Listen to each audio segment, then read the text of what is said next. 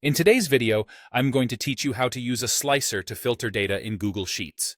First, open your Google Sheets document so you're looking at the data you want to explore.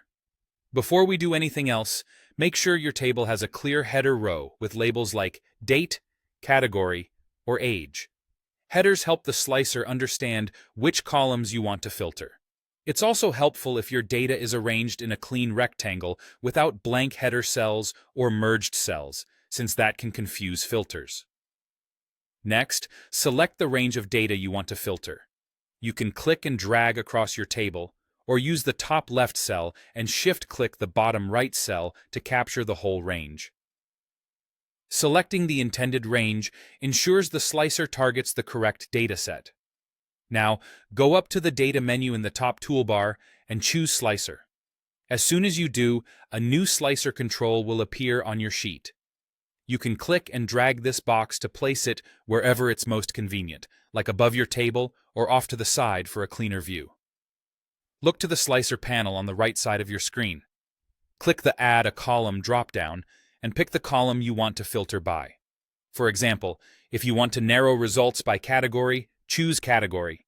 If you're focusing on age or amounts, select the relevant numerical column.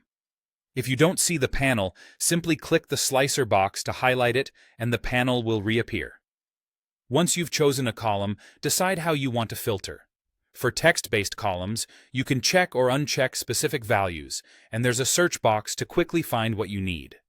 For numbers or dates, you can set ranges, such as greater than, less than, or between. This gives you precise control over what shows up in your table without altering the underlying data. As soon as you apply your criteria, the slicer filters the table based on your selections. This is dynamic and non-destructive, meaning the original data stays intact.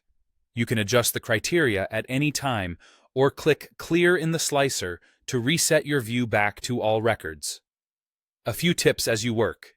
Keep your range updated if you add new rows so the slicer includes them. And consider placing the slicer near your header row so it's easy to find. If you need different views, you can move or resize the slicer to suit your layout. And that's it. You've added a slicer, chosen a column, set your criteria, and filtered your data in a clean, interactive way without changing the original table.